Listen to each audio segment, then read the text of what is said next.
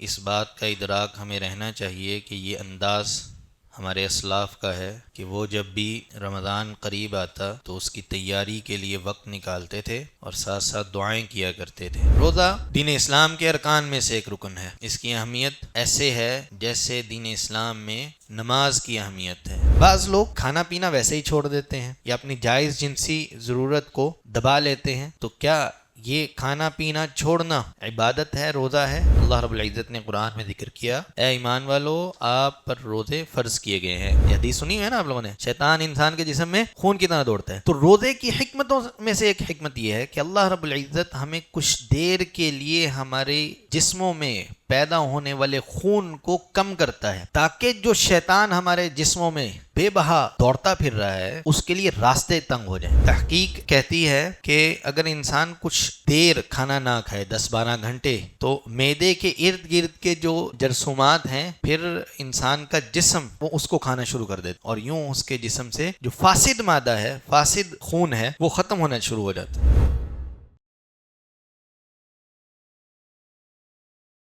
الحمدللہ والصلاة والسلام علی رسول اللہ وبعد۔ اہلا وسہلا ومرحبا بکم، ایک بار پھر آپ سب کو خوش آمدید۔ ایک اہم علمی، تربیتی اور ضروری نشست میں، جس میں اللہ کی توفیق اور اس کے فضل کے ساتھ انشاءاللہ ہم آگے آنے والے دنوں کی تیاری کے لیے روزے جیسی اہم ترین عبادت کے احکام و مسائل کو سمجھنے کی کوشش کریں گے، اور یہ اللہ ہی کی توفیق سے ممکن ہے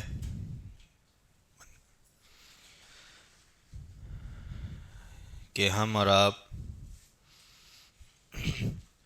آنے والے قیمتی دنوں کی تیاری کے لیے آج یہاں جمع ہیں، اور ساتھ ساتھ اس بات کا ادراک ہمیں رہنا چاہیے کہ یہ انداز ہمارے اسلاف کا ہے کہ وہ جب بھی رمضان قریب آتا تو اس کی تیاری کے لیے وقت نکالتے تھے اور ساتھ ساتھ دعائیں کیا کرتے تھے۔ اللہم بلغنا رمضان، کہ اللہ ہمیں رمضان کی برکات اور فضائل اور فیضان سمیٹنے کے لیے رمضان تک باقی رکھنا، اور پھر اس کے لیے تیاری بھی کیا کرتے۔ رمضان کی اہم ترین عبادت الصوم، روزہ۔ ہمارا موضوع اس پورے دورے میں روزے سے متعلق رہے گا انشاءاللہ۔ لفظ الصوم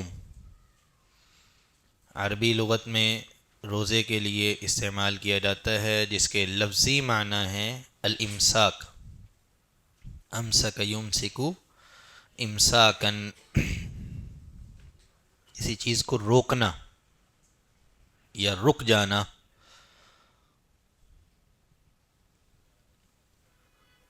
اسی معنی میں یہ لفظ قرآن میں بھی استعمال ہوا ہے۔ اللہ رب العزت نے مریم علیہ السلام کا قصہ ذکر کرتے ہوئے یہ فرمایا فقولی انی نذرت للرحمن صوما۔ جب آپ سے کوئی بات کرے، پوچھے عیسیٰ کی پیدائش کے تعلق سے، تو آپ کہہ دیجئے گا کہ میں نے رحمان کے لیے نظر مان رکھی ہے صوماً، کہ میں کلام نہیں کروں گی، کلام سے رکی رہوں گی۔ تو صوم جو لفظ ہے اس کا معنی ہے رکنا، اپنے آپ کو روکنا، الامساک۔ البتہ شرعی طور پر جب اس لفظ کو دیکھا جاتا ہے الصوم کو، تو یہ ایک تعریف کے ساتھ بیان کیا جاتا ہے، اور وہ یہ کہ التعبد للہ بالامساک عن المفطرات من طلوع الفجر الى غروب الشمس۔ التعبد للہ، اللہ کی عبادت کے لیے، یا اللہ کی عبادت کرنا اپنے آپ کو روک کر، بالامساک اپنے آپ کو روک کر، عن المفطرات ایسی چیزوں سے جو روزے کو توڑ دینے والی ہیں، من طلوع الفجر الى غروب الشمس، فجر کے طلوع ہونے سے لے کر سورج کے غروب ہونے تک۔ فجر طلوع ہوتی ہے سورج کے طلوع ہونے سے پہلے۔ سورج طلوع ہوتا ہے جب سورج کی ٹکیا زمین کے قطر سے ظاہر ہونے لگے، سطح زمین سے اوپر اٹھتی ہے تو سورج طلوع ہوتا ہے۔ اس سے کچھ گھنٹہ ڈیڑھ گھنٹہ پہلے طلوع فجر کا وقت ہے۔ فجر دو طرح کی طلوع ہوتی ہے، ایک فجر صادق ہے، ایک فجر کاذب ہے۔ فجر صادق کا طلوع ہونا روزے کے لیے ابتدا کا وقت ہے، الی غروب الشمس، یہاں تک کہ سورج کی ٹکیا سطح زمین سے غائب ہو جائے۔ آپ کے علاقے میں جس جگہ آپ موجود ہیں اس جگہ پر سورج کی ٹکیا جو سطح زمین کا جو کی سطح ہے، اوپر والا حصہ، وہاں سے نیچے کی جانب چلی جائے اور آپ کو نظر آنا بند ہو جائے، یہ غروب شمس۔ یہ دورانیہ ہے روزے کا، ایک روزے کا دورانیہ۔ اس دورانیے میں کیا کرنا ہے؟ اللہ کی عبادت کے لیے کچھ کاموں سے رکنا ہے، اپنے آپ کو روکنا ہے، یہ روزہ ہے۔ اور وہ مفطرات بہت واضح ہیں، آپ کچھ کھا پی نہیں سکتے اس دورانیے میں، کچھ کھا پی نہیں سکتے۔ اگرچہ کھانا پینا سارا سال جائز ہے، لیکن بلکہ فجر طلوع ہونے سے پہلے بھی اور سورج غروب ہونے کے بعد بھی کھانا پینا جائز ہے، لیکن اس دورانیے میں من طلوع الفجر الی غروب الشمس، اس دورانیے میں اپنے آپ کو کھانے پینے سے روکے رکھنا۔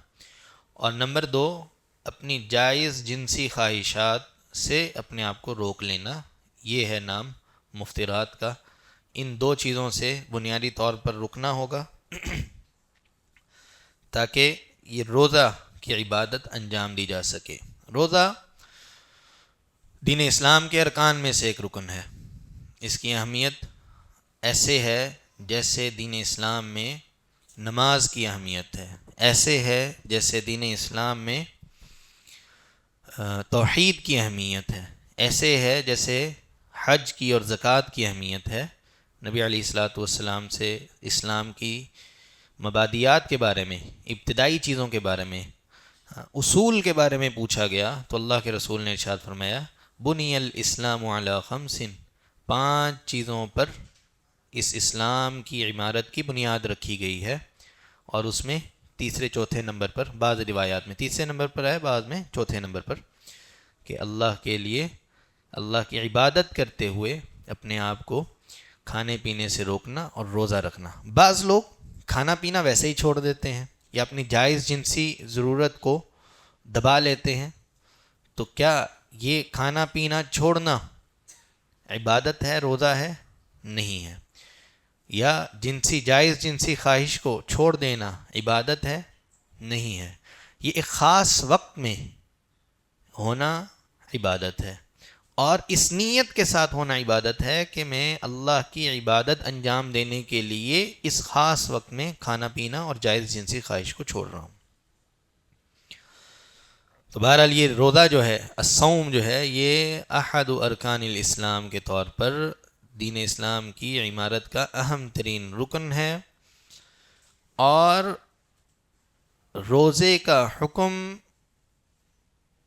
بطور خاص رمضان میں ہر مسلمان کے لیے فرض کی حیثیت رکھتا ہے. ہر مسلمان، ہر عاقل بالغ مسلمان، صحت مند مسلمان کے لیے روزہ فرض ہے. اگر کوئی صحت مند نہیں ہے تو فرض اس پر بھی ہے، لیکن اس کے فرض کی ادائیگی کا انداز مختلف ہو جائے گا. جو انداز ہم آپ کو بتا رہے ہیں، جو تعریف روزے کی آپ نے ابھی سنی ہے، اس انداز میں روزے کا اہتمام کرنا ہر عاقل بالغ مسلمان پر فرض ہے. اور اس کے ہر اعتبار سے دلائل موجود ہیں. مسلمانوں کا اجماع ہے، امت مسلمہ کا. قرآن میں بھی اس کی فرضیت کی دلیل موجود ہے اور حدیث میں بھی موجود ہے. اللہ رب العزت نے قرآن میں ذکر کیا، یا ایھا الذین آمنوا کتب علیکم الصیام کما کتب علی الذین من قبلکم لعلکم تتقون. اے ایمان والو، آپ پر روزے فرض کیے گئے ہیں. کتبہ، کتبہ کا لفظ جہاں پر لغت میں آتا ہے، قرآن حدیث کے نصوص میں جہاں بھی وارد ہوتا ہے، وہاں عموماً اس کا معنی فرضیت کا ہوتا ہے، واجب کا، وجوب کے لیے. اور اللہ کے رسول نے بھی ایک حدیث میں ارشاد فرمایا، یہ حدیث آگے آ بھی جائے گی، کہ پوچھا گیا رمضان کے روزوں کے تعلق سے کب رکھنے چاہیے، کب چھوڑنے چاہیے، کب روزہ رکھنا چاہیے، تو اللہ کے رسول نے ارشاد فرمایا اذا رأیتم الہلال، یا جو حدیث کے الفاظ ہیں وہ یہ اذا رأیتموہ فصوموا، جب تم چاند دیکھ لو تو پھر روزہ رکھو. فصوموا، فصوموا لفظ جو ہے یہ لفظی اعتبار سے، صرفی اعتبار سے فعل امر کا صیغہ ہے، اور فعل امر بنیادی طور پر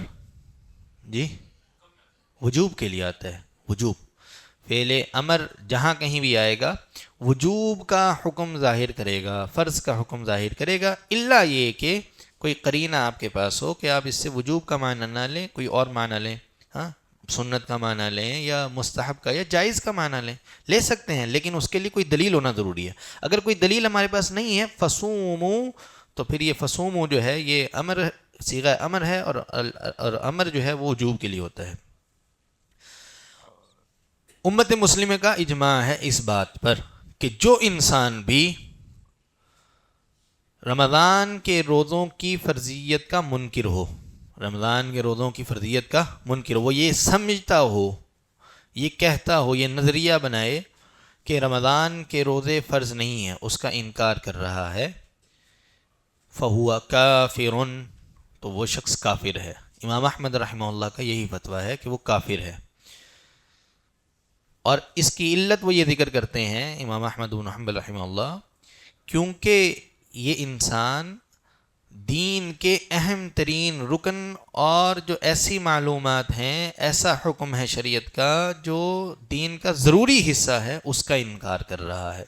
جیسے زکوٰۃ کا کافر، جو زکوٰۃ کا منکر کافر ہے، جیسے نماز کا منکر یعنی وہ کہتا ہے کہ میں نہ نماز پڑھتا ہوں اور نہ نماز کے پڑھنے کو ٹھیک سمجھتا ہوں، فرض نہیں سمجھتا. ہاں، کوئی پڑھ لے نہ پڑھ لے مسئلہ نہیں ہے، کوئی زکوٰۃ دے دے نہ دے دے مسئلہ نہیں ہے، کوئی روزہ رکھ لے نہ رکھ لے مسئلہ نہیں ہے. اگر ایسا نظریہ ہے کسی کا، فقد کفر یا فہو کافر، تو امام احمد رحمہ اللہ کا فتویٰ ہے کہ وہ اجماع مسلمین کے نظریے کے مطابق کافر ہے. اس روزے کی عبادت کو اللہ رب العزت نے فرض کیا، اور بہت ساری حکمتیں اس روزے کے ساتھ جوڑی گئی ہیں. مزید بہت سارے دلائل ایسے ہیں جو ہم روزے کی فرضیت پر ذکر کر سکتے ہیں، آگے کچھ آ بھی جائیں گے، لیکن اس کو اتنا ہی رکھتے ہیں انشاءاللہ. روزے کی فرضیت کی بہت ساری حکمتیں ہیں. کوئی بھی عبادت اللہ رب العزت نے جو مسلمانوں پر، انسانوں پر فرض کیا، یا کوئی بھی حکم اللہ رب العزت کا، وہ اس کی حکمت سے خالی نہیں ہے. اللہ حکیم ہے اور اس کی حکمت کے بغیر کوئی بھی حکم انسانوں کے لیے اتارا نہیں گیا. ہاں، بعض اوقات ہمیں وہ حکمتیں قرآن، شریعت، نصوص خود بتا دیتے ہیں، حدیث میں خود مل جاتی ہیں. البتہ بعض اوقات لوگ بھی ڈھونڈ لیتے ہیں اپنے فہم سے، اس کو نکالنے کی کوشش کرتے ہیں. یہ ضروری نہیں ہے کہ ہر حکم کی حکمت ہمیں پتہ چلے، لیکن بعض عبادتیں جو معروف عبادتیں ہیں، مشہور عبادتیں، جیسے نماز ہے، روزہ ہے، شہادتین ہے، اور زکوٰۃ وغیرہ، یہ قرآن کی تلاوت، ان کی بہرحال حکمتیں پتہ چلتی ہیں اور معلوم ہوتی ہیں، ان کو ذہن میں رکھ کر عبادت کرنے کا بہت فائدہ ہے۔ ایک تو یہ ہے کہ عبادت، ویسے تو تمام کی تمام عبادتیں توقیفی ہوتی ہیں، اللہ کا حکم ہے ہمیں بغیر حکمت کے اس عبادت کو کرنا ہے، انجام دینا ہے، لیکن اگر اس کی حکمت ہمیں پتہ چل جائے تو بہرحال اس سے عبادت میں ایک ذوق اور شوق اضافی پیدا ہوتا ہے، اور تعلق باللہ کا جو ایک نتیجہ ہم حاصل کرنا چاہتے ہیں عبادت کے ذریعے، اس میں مضبوطی آتی ہے۔ تو بہرحال روزے کی بھی بہت ساری حکمتیں ہیں، بہت سارے علماء نے اس پر گفتگو کی ہے، چند ایک میں آپ کے سامنے رکھ دیتا ہوں۔ دنیا میں انسان جو زندگی گزارتا ہے اس میں دو چار بڑے اصولی اس کی کام کرنے کی وجوہات یا اسباب ہوتے ہیں، ٹھیک ہے۔ ایک وجہ ہوتی ہے کہ وہ کوئی بھی میں کام کر رہا ہوں تو وجہ یہ ہوگی کہ میں اپنے محبوب تک، اپنی پسندیدہ چیز تک پہنچنا چاہتا ہوں، اپنی پسندیدہ چیز کو حاصل کرنا چاہتا ہوں۔ ہوتی ہے خواہش، ہوتی ہے نا، کوئی بھی کام ہم کرتے ہیں اس کے پیچھے بہت سارے دیگر اسباب کے ساتھ ساتھ شاید یہ سبب بھی ہو کہ میں کسی اپنی پسندیدہ چیز کو حاصل کرنا چاہتا ہوں۔ اور انسان کے نفس نے کھانے پینے، کیونکہ پیٹ ہر انسان کے ساتھ لگا ہے، کھانے پینے کی خواہش انسان کی فطرت کے اندر شامل ہے۔ اسی طرح جو جنسی خواہش ہے وہ بھی انسان کی فطرت کے اندر شامل ہے، تبھی شریعت نے اس کے حل کے لیے نکاح کا عمل رکھا۔ اور جو لوگ نکاح کا ذریعہ نہیں اپناتے وہ بھی اپنی جنسی خواہش کو پورا ضرور کرتے ہیں، اگرچہ حرام کے ذریعے کرتے ہوں گے، ٹھیک ہے۔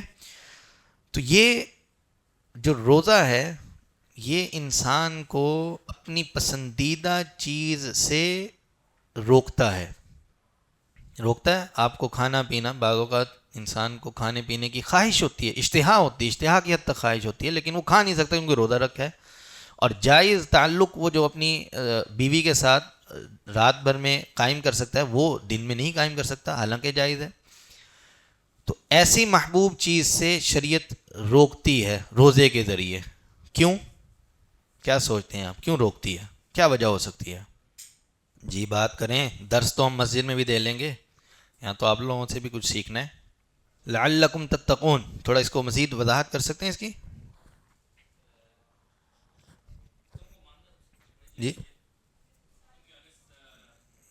سر جھکانا، اللہ کے حکم کے آگے سر جھکانا اصل، اس کو ایسے لے لیں، بات آپ نے تقریباً کسی حد تک وہی کی جو ہم چاہ رہے تھے کوئی بولے، کہ اصل یہ ہے کہ انسان کی سب سے پسندیدہ چیز جو شریعت کو مطلوب ہے وہ یہ کہ وہ اللہ کے تعلق کو بنائے، ہر چیز کی قربانی دے دے تعلق باللہ کے آگے۔ اور ہماری پسندیدہ چیز کھانے پینے سے یا جنسی خواہش سے جو جائز بھی ہے، ہمارے لیے کھانا پینا، یہ تعلقات قائم کرنا عام حالات میں جائز ہے، شریعت ہمیں کچھ دیر کے لیے اس سے روکتی ہے تاکہ یہ جو پسندیدگی کا درجہ ہے وہ اتنا نہ بڑھ جائے کہ اللہ رب العزت جو اصل حقیقی مالک ہے، جو اصل پسند ہونی چاہیے، جو اصل محبوب ہونا چاہیے انسان کا، اس کی محبت سے بھی آگے بڑھ جائے۔ اس محبت کو روک لگائی شریعت نے روزے کے ذریعے۔ یہ ایک حکمت ہے روزے کی کہ ہمیں اپنی پسندیدہ چیزوں کو کہیں نہ کہیں روکنا ہوگا، اپنے نفس کی پیروی ہمیشہ نہیں کرنی ہے بلکہ اللہ کے احکامات کے تابع رہ کر اس کی پیروی کرنی ہے۔ یہ ایک روزے کی حکمت ہے۔ اسی طرح روزے کی حکمتوں میں سے، اس کے فوائد میں سے ایک یہ بھی ہے کہ ہمیں اللہ کی نعمتوں کی قدر ہوتی ہے، باوجود اس کے کہ یہ گلاس بھرا پانی کا میرے سامنے ہے، یہ نعمت ہے اللہ تعالیٰ کی، اس وقت تک مجھے احساس نہیں ہوگا جب تک یہ مجھ سے روک نہ لیا جائے۔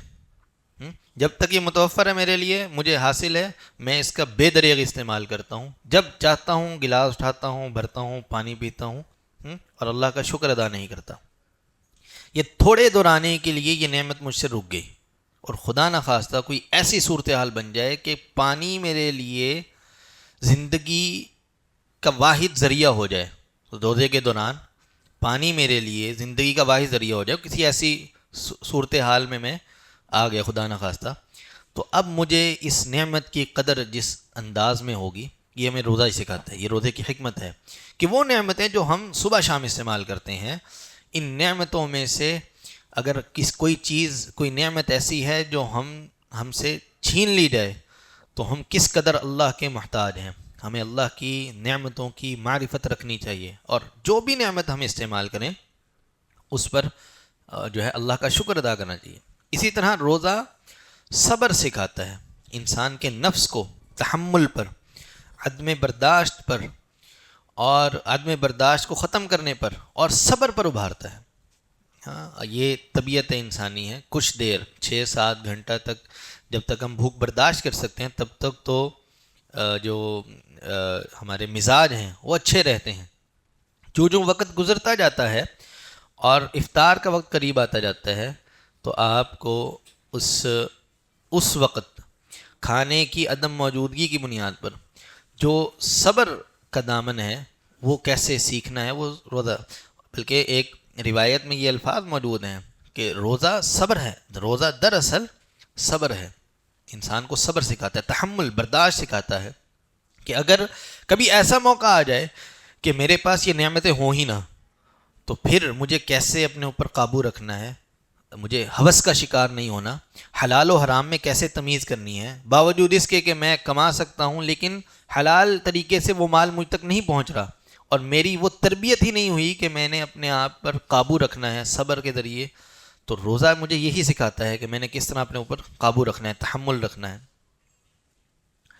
اسی طرح حکمتوں میں سے ایک حکمت یہ بھی ہے کہ انسان کو اللہ رب العزت نے جس بھی حالت میں رکھا ہو، بہرحال وہ اچھی حالت ہے، اس میں اللہ کا شکر ادا ہونا چاہیے، لیکن اللہ رب العزت نے انسانوں کے درمیان درجات رکھے ہیں، بعض لوگوں پر فضیلت دی ہے۔ مجھے 10 لوگوں پر فضیلت دی ہوگی تو 10 کو مجھ پر فضیلت دی ہے، مجھ سے زیادہ غنی بنایا ہے، اور مجھے ان کے مقابلے میں فقیر رکھا، اور میرے مقابلے میں بہت سارے لوگوں کو فقیر رکھا ہوگا۔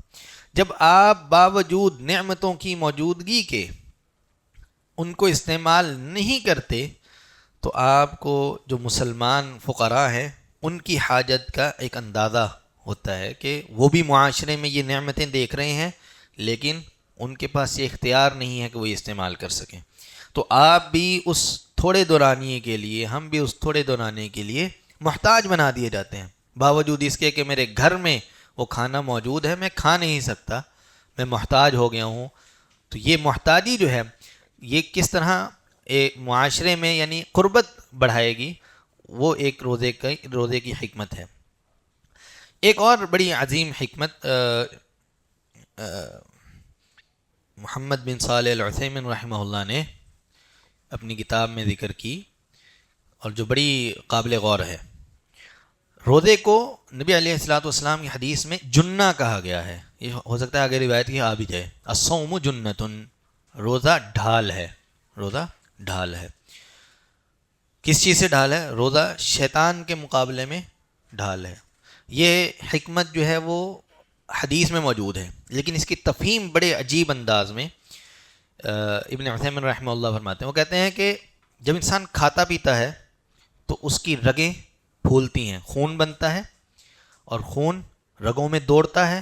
آپ جتنی اچھی خوراک کھائیں گے اتنا اچھا آپ کے خون کی پیدائش ہوگی اور وہ آپ کے جسم میں دوڑے گا، اور جتنا کم کھائیں گے اتنا آپ کی نسوں میں خون کم دوڑے گا اور نسیں باریک ہوتی جائیں گی۔ وہ کہتے ہیں کہ شریعت کی ایک حدیث سے ہمیں یہ پتہ چلتا ہے، نبی علیہ الصلوۃ والسلام کے قول سے یہ پتہ چلتا ہے کہ شیطان انسان کے جسم میں خون کی طرح دوڑتا ہے۔ یہ حدیث سنی ہے نا آپ لوگوں نے، شیطان انسان کے جسم میں خون کی طرح دوڑتا ہے۔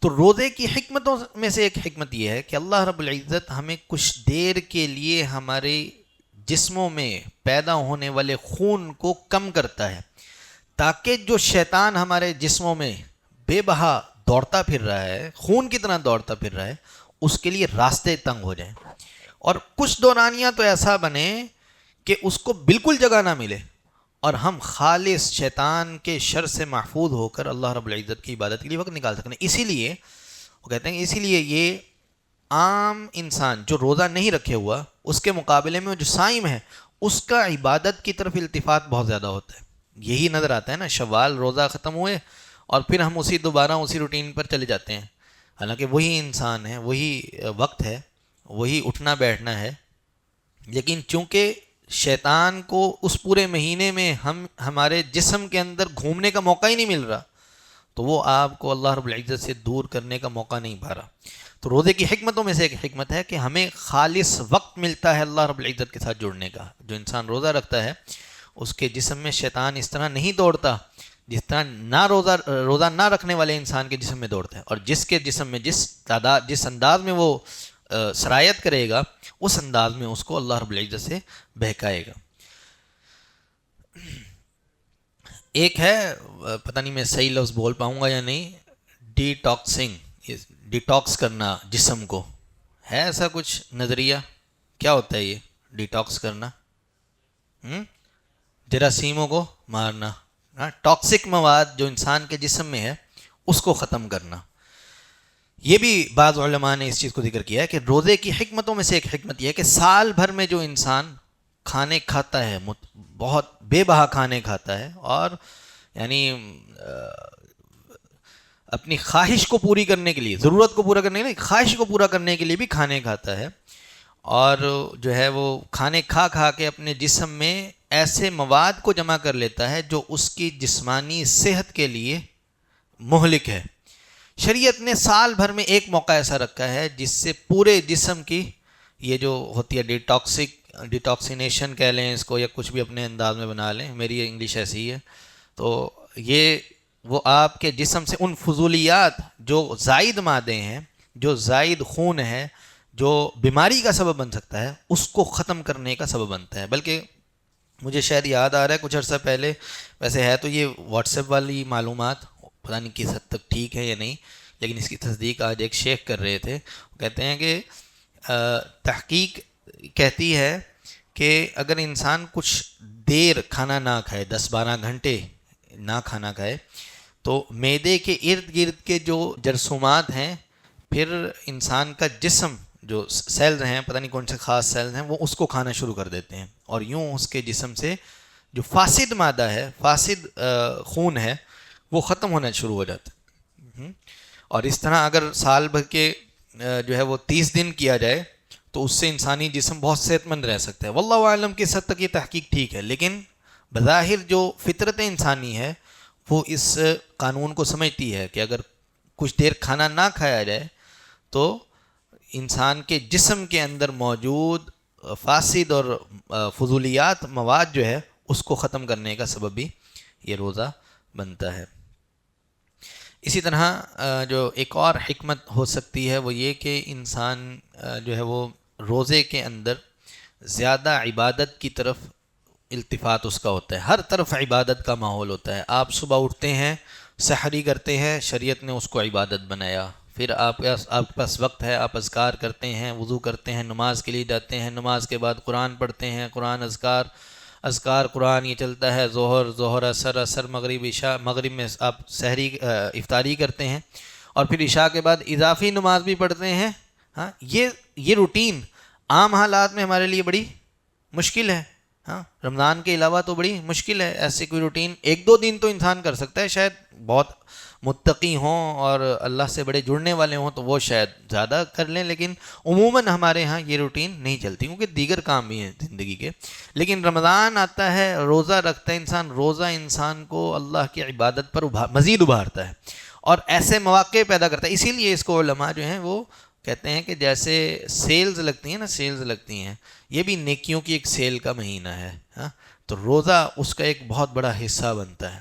تو اسی بہت ساری حکمتیں مزید ہو سکتی ہیں جن کو سمجھا جا سکتا ہے کہ روزہ یہ صرف اس کو ایک آپ بھوکا پیاسا رہنے کا نام نہ لیں، بلکہ یہ ساری حکمتیں شریعت نے اس کے ساتھ جوڑی اور مزید بھی علماء نے اس پر گفتگو کی ہے.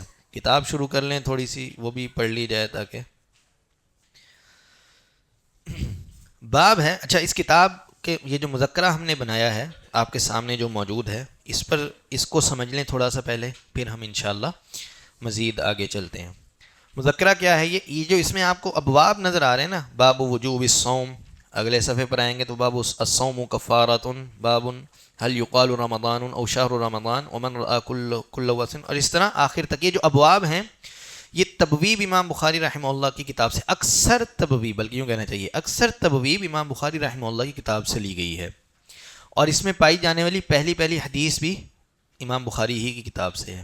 لیکن منتخب کردہ احادیث میں سے اکثر احادیث وہ ہیں جو زیادہ تر کتب ستہ میں موجود ہیں. مثلا جو پہلی 2-3 روایتیں آپ کے سامنے پہلے صفحے پر ہیں، ان میں سے اکثر احادیث 3-3 4-4 کتابوں میں، کتب ستہ میں سے 3-4 کتابوں میں پائی جاتی ہیں. تو ہم نے کوشش کی ہے کہ ایسی احادیث کا انتخاب ہو جو کثرت سے علماء نے، محدثین نے اپنی اپنی کتابوں میں ذکر کی ہیں، اور تبویب بہرحال وہ ہے جو امام بخاری رحمہ اللہ کی ہے. مفہوم انشاءاللہ. پہلا جو باب ہے، باب وجوب صوم رمضان، وجوب صوم رمضان، باب ہے رمضان کے روزوں کے وجوب کے بارے میں، فرضیت کے بارے میں. اس میں ہم نے بھی کچھ ابھی تھوڑی بات کر دی ہے.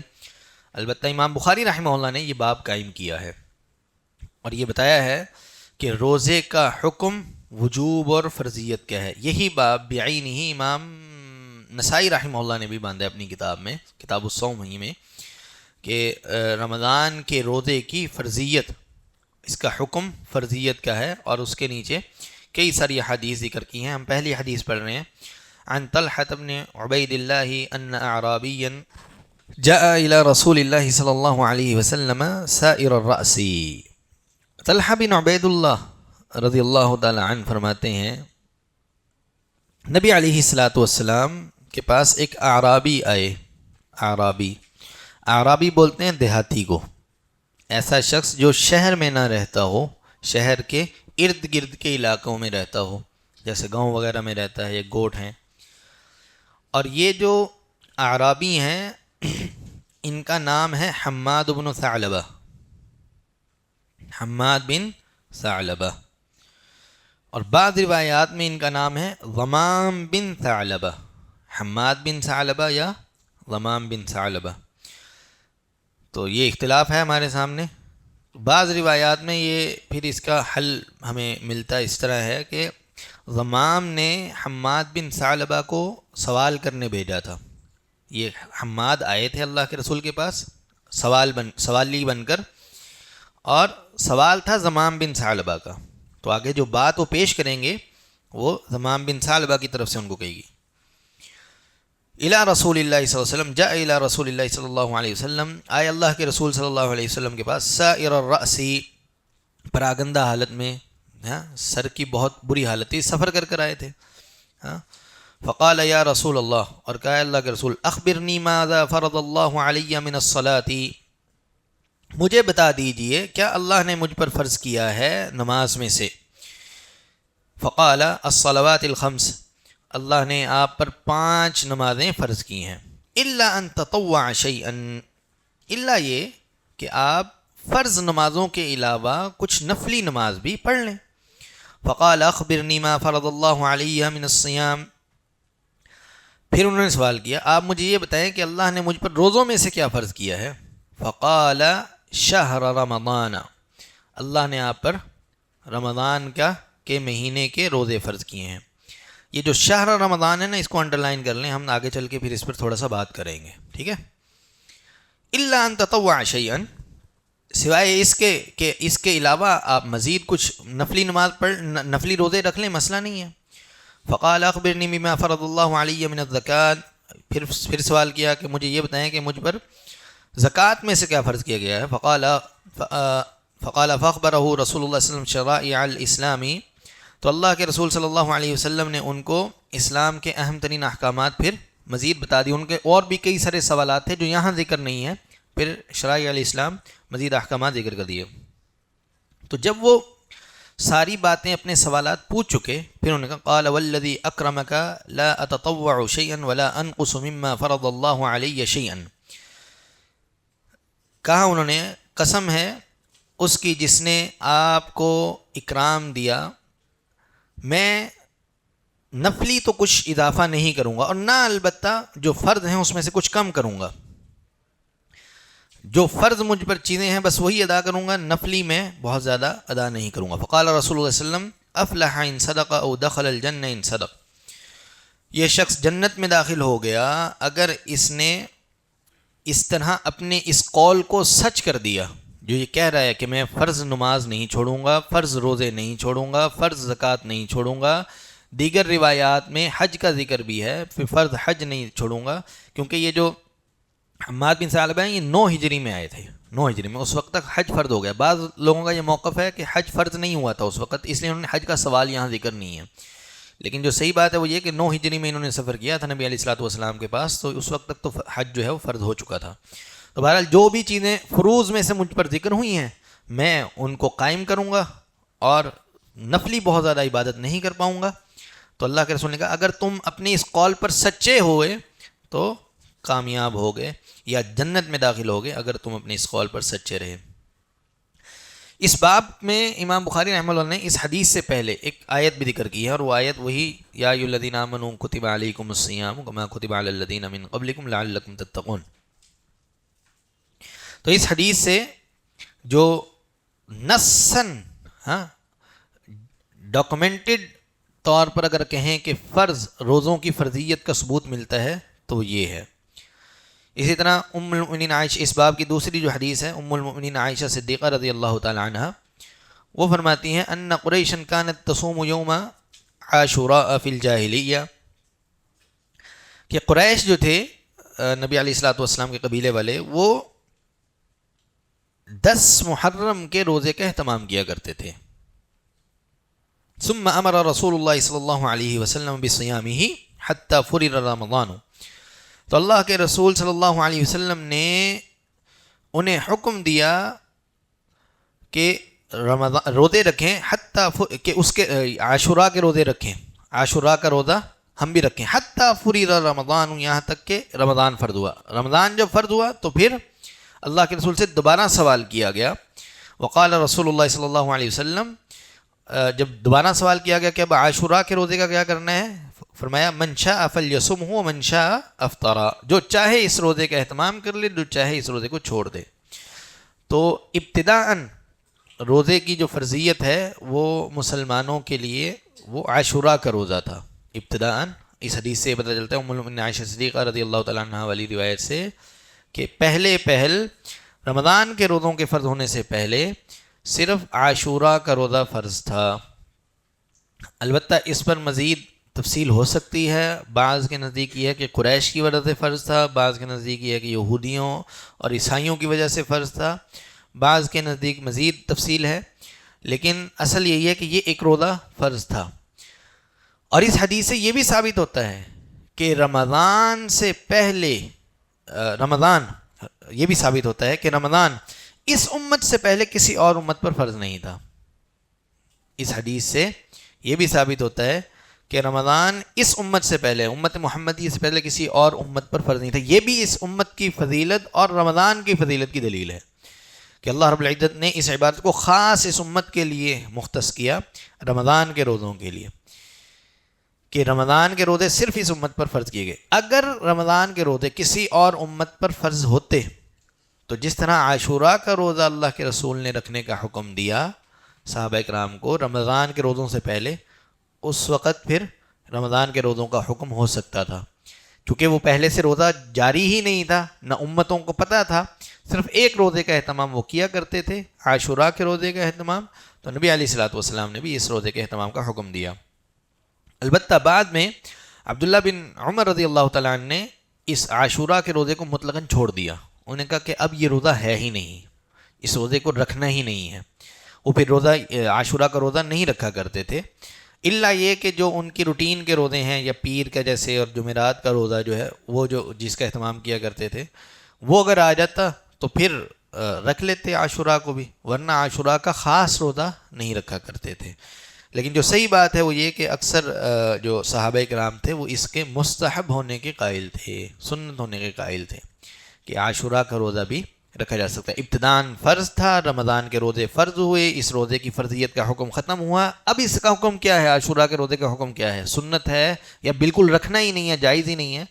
تو اس روزے کا حکم یہ ہے کہ یہ مستحب ہے، سنت ہے۔ فرض روزہ صرف اس امت کے لیے باقی رہ گیا رمضان کا، کیونکہ اللہ کے رسول نے اس حدیث میں ارشاد فرمایا من شاء فلیصمہ ومن شاء افطر، جو چاہے اس دن روزہ رکھ لے اور جو چاہے تو اس دن روزہ چھوڑ دے۔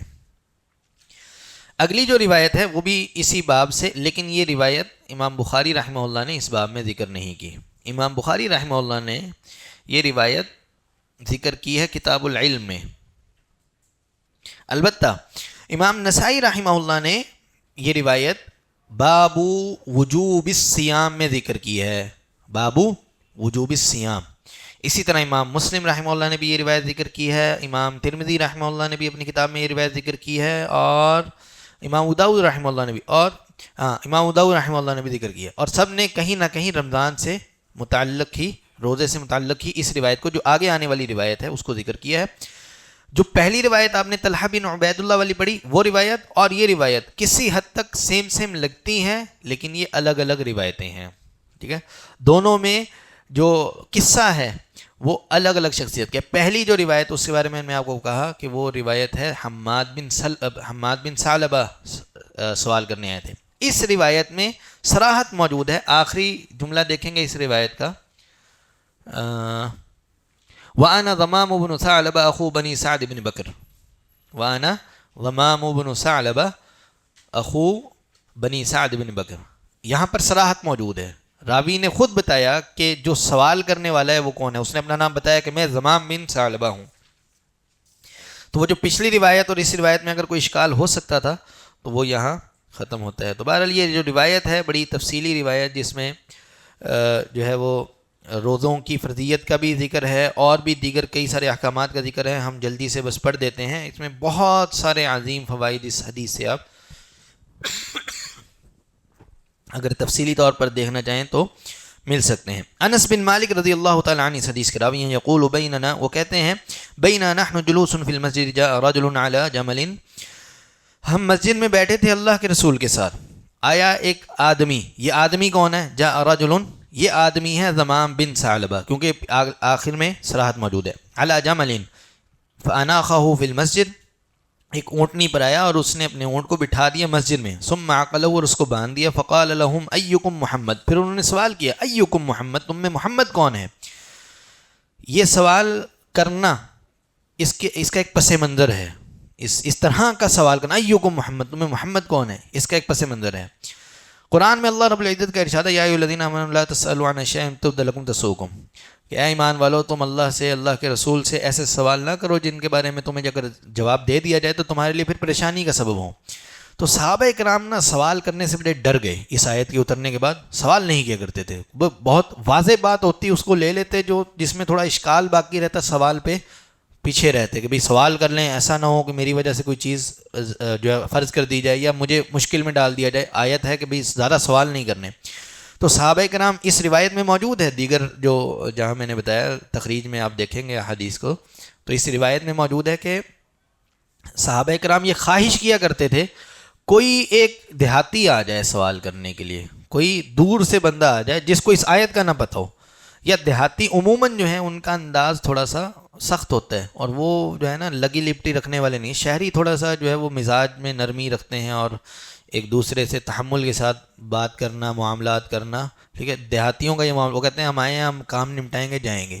ٹھیک ہے، اس انداز میں یہ شخص آیا اور آ کر یہ سوال کیا ایکم محمد، تم میں سے محمد کون ہے.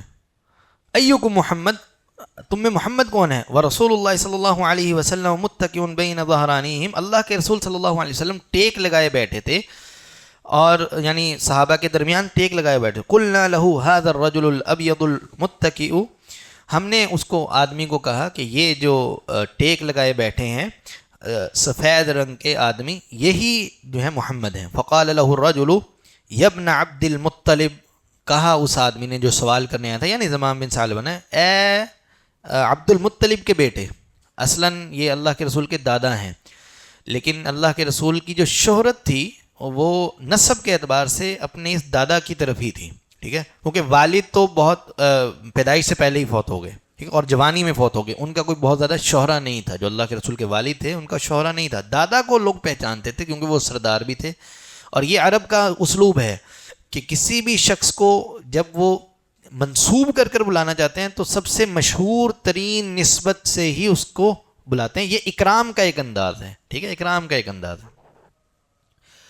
تو کہا کہ یہ ابن عبد المطلب، اے عبد المطلب کے بیٹے. فقال له رسول اللہ صلی اللہ علیہ وسلم قد اجبتک، جی میں تمہاری بات سن رہا ہوں. اللہ کے رسول نے جواب دیا، میں تمہارے جواب دوں گا، پوچھو. فقال الرجل انی سائلک یا محمد، میں آپ سے سوال کرنے والا ہوں اے محمد. فمشدد علیک فی المسئلہ، اور میں سوال کرنے میں تھوڑی سختی کروں گا. فلا تجدن فی نفسک، آپ اپنے دل میں میرے متعلق کوئی بات مت لائیے گا، میرا انداز یہی ہے. اس پر میں نے جیسے کہا کہ اس حدیث پر بڑی تفصیلی گفتگو ہو سکتی ہے، لیکن بہرحال وقت نہیں ہے ہمارے پاس، ہم جلدی سے ترجمہ کر دیں تاکہ مسئلہ واضح ہو جائے. قال سل ما بدا لک، اللہ کے رسول نے کہا کہ تمہارے ذہن میں جو چیز آ رہی ہے تم پوچھو، سوال پوچھو. فقال الرجل نشدتک بربک ورب من قبلک اللہ ارسلک الی الناس کلہم، میں تجھے قسم دیتا ہوں تیرے رب کی اور تجھ سے پہلوں کے رب کی، کیا واقعتاً اللہ ہی نے تجھے لوگوں کی طرف رسول بنا کر بھیجا ہے، سب کے سب لوگوں کی طرف رسول بنا کر بھیجا ہے؟ فقال رسول اللہ علیہ وسلم اللہم نعم، اللہ کے رسول نے ارشاد فرمایا جی ہاں بالکل. قال، پھر اس نے دوبارہ کہا فانشدک اللہ، میں تجھے اللہ کی قسم دیتا ہوں، اللہ امرک ان تصلی الصلوات الخمس فی اليوم واللیلہ، کہ کیا اللہ نے تجھے حکم دیا ہے کہ ایک دن اور رات میں 5 نمازیں پڑھنی ہیں؟ فقال رسول اللہ صلی اللہ علیہ وسلم، اللہ کے رسول نے جواب دیا اللہم نعم، جی بالکل اللہ ہی کا حکم ہے. اس نے پھر سوال کیا فانشدک اللہ، میں تجھے اللہ کی دوبارہ قسم دیتا ہوں، اللہ امرک ان تصوم هذا الشہر من السنہ، کیا اللہ نے تجھے سال کے اس مہینے میں روزے رکھنے کا حکم دیا ہے؟ قال رسول اللہ صلی اللہ علیہ وسلم اللہم نعم. قال فانشدک اللہ، اللہ امرک ان تأخذ هذه الصدقہ من اغنیانیا وتقسمها على فقرائنا، فقال رسول اللہ صلی اللہ علیہ وسلم اللہم نعم. پھر اس نے کہا کہ میں تجھے دوبارہ قسم دیتا ہوں کہ کیا اللہ نے تجھے یہ حکم دیا ہے کہ تو ہمارے غنی لوگوں سے، مالدار لوگوں سے مال لے کر فقراء میں تقسیم کرے؟ اللہ کے رسول نے کہا جی ہاں بالکل اللہ نے مجھے حکم دیا. تو نبی علیہ الصلوۃ والسلام کے اس جواب کے بعد اور بھی اس نے 2-4 سوال کیے، یہاں پر موجود نہیں ہے. اس بندے نے کہا، یعنی زمام بن ثعلبہ نے کہا آمنت بما جئت به، میں جو آپ بات کر رہے ہیں، آپ کو رسول بنا کر بھیجا گیا، آپ پر نماز فرض کی گئی، آپ پر روزے فرض کیے گئے، آپ پر صدقات فرض کیے گئے، میں اس سب کا اقرار کرتا ہوں اور اس پر ایمان لاتا ہوں. یہاں پر موجود نہیں ہے، صحیح مسلم کی روایت میں یہ بھی موجود ہے والذی بعثک بالحق لا ازید علیہن ولا انقص، یہ روایت، یہ صحیح مسلم کی روایت میں یہ الفاظ موجود ہیں، جس نے آپ کو حق کے ساتھ بھیجا ہے میں اس کی قسم اٹھا کر کہتا ہوں میں اس پر زائد نہیں کروں گا اور نہ اس میں کوئی کچھ کمی کروں گا. جو فرض آپ نے مجھے بتائے ہیں میں ان فرض کا اہتمام کروں گا بس.